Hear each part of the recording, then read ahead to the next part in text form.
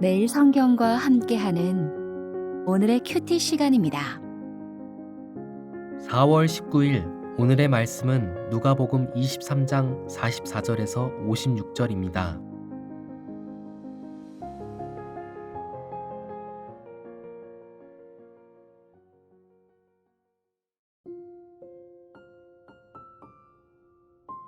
때가 제6시쯤 되어 해가 빛을 잃고 온 땅에 어둠이 임하여 제9시까지 계속하며 성소의 휘장이 한가운데가 찢어지더라. 예수께서 큰 소리로 불러 이르시되 아버지 내 영혼을 아버지 손에 부탁하나이다 하고 이 말씀을 하신 후 숨지시니라.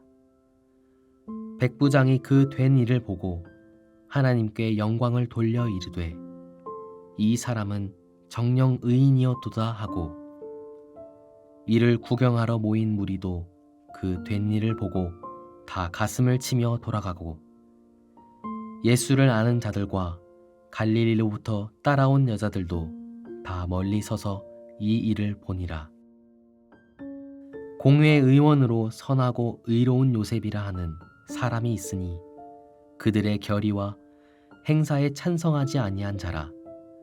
그는 유대인의 동네 아리마대 사람이요 하나님의 나라를 기다리는 자라. 그가 빌라도에게 가서 예수의 시체를 달라 하여 이를 내려 세마포로 싸고 아직 사람을 장사한 일이 없는 바위에 판 무덤에 넣어두니 이날은 준비일이요 안식일이 거의 되었더라.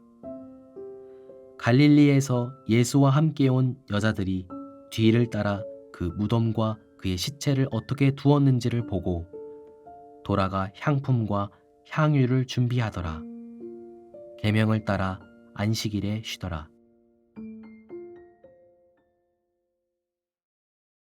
(4월 19일) 오늘의 말씀은 누가복음 23장 44절로 56절입니다. 예수님이 십자가에 못 박히신 시간은 오전 9시경이었고 예수님이 운명하신 시간은 오후 3시경이었습니다. 예수님의 십자가에 달리신 6시간 동안 하신 7번의 말씀이 네 복음서에 흩어져 기록되어 있습니다. 누가는 저들의 죄를 용서해 주십시오라는 기도와 마지막으로 아버지 내 영혼을 아버지 손에 맡깁니다 라는 두 말씀을 남깁니다. 예수님은 아버지의 뜻대로 세상에 오시고 아버지가 정하신 그리스도의 길을 걷다가 아버지가 원하시는 대로 십자가를 짊어지셨습니다. 그리고 마지막 순간까지 아버지의 뜻에 자신의 영혼을 의탁하시고 돌아가십니다. 그런데 예수님이 돌아가시기 3시간 전인 12시쯤에 이상한 일들이 일어났습니다. 해가 빛을 잃고 어둠이 온 땅을 덮었습니다. 그리고 어둠이 3시간가량 지속되었습니다. 6월절은 보름 무렵인지라 일식이 일어난 것도 아닙니다. 이 어둠은 만물이 하나님의 아들의 죽음을 애도하는 그런 표현이었을 것입니다. 그리고 또 한편으로는 이 깊은 어둠은 패망한 이스라엘의 절망, 죄와 사망의 권세에게 굴복한 인류의 절망을 상징합니다. 이사야 선지자는 이사야 60장 1절에서 3절에서 이렇게 예언합니다. 일어나라 빛을 발하라. 이는 내 빛이 이르렀고 여호와의 영광이 내 위에 임하였음이니라. 보라 어둠이 땅을 덮을 것이며 캄캄함이 만민을 가리려니와 오직 여호와께서 내 위에 임하실 것이며 그의 영광이 내 위에 나타나리니 나라들은 내 빛으로 왕들은 비치는 내 광명으로 나아오리라. 그리스도가 십자가의 죽음을 이기고 부활하시면 죄와 어둠은 물러가고 구원의 해가 떠오르고 부활의 빛이 줄 것입니다. 그리고 그 빛으로 만민이 나아오게 될 것입니다.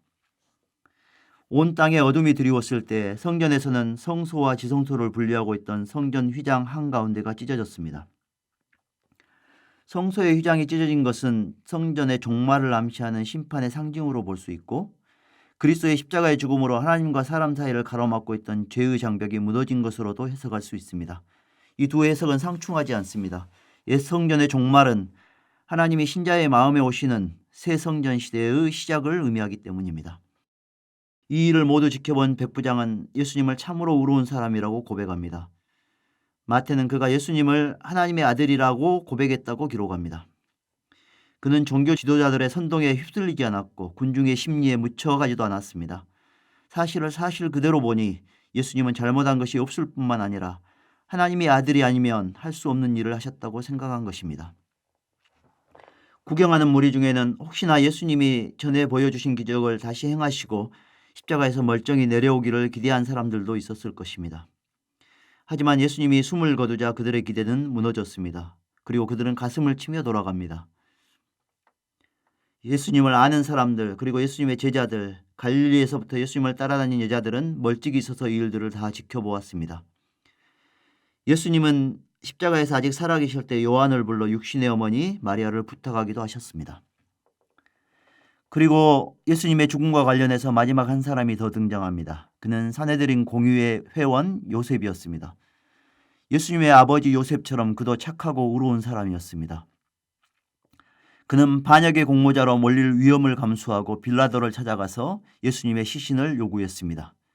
그리고 빌라도의 허락을 받아 예수님의 시신을 수습하여 자신의 소유인 한 번도 사용한 적이 없는 돌무덤에 안치했습니다.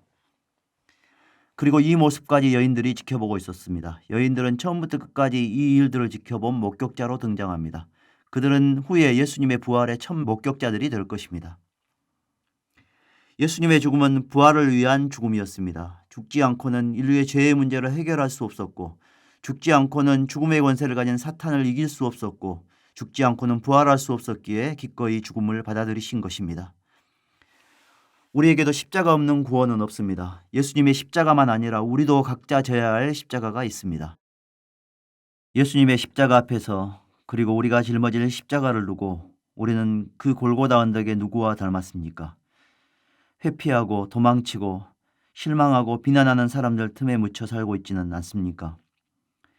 예수님이 보여주신 진실한 사랑과 희생을 마음에 새기며 우리도 그 길을 가게 해주시기를 간절히 기도하며 비틀거리면서도 한 걸음씩 그 길을 걸어가는 예수님의 진실한 제자가 되시기를 바랍니다. 기도하겠습니다. 주님, 십자가에서 흘리신 피로 저희 죄를 용서하시고 찢기신 몸으로 저희와 하나님 사이에 막힌 담을 허물어 주시니 감사합니다. 주님은 몸소 십자가에 달리심으로 저희에게 고난의 십자가가 부활의 영광에 이르는 길임을 가르쳐 주셨습니다. 낮아져야 높아지고 작은 자가 되어야 천국에서 큰 자가 될 수 있음을 알려주셨습니다. 이 진리를 의심하지 않게 하시고 지금 저희에게 주님의 고난과 희생과 섬김의 길을 갈 큰 믿음을 주시옵소서. 예수님의 이름으로 기도합니다.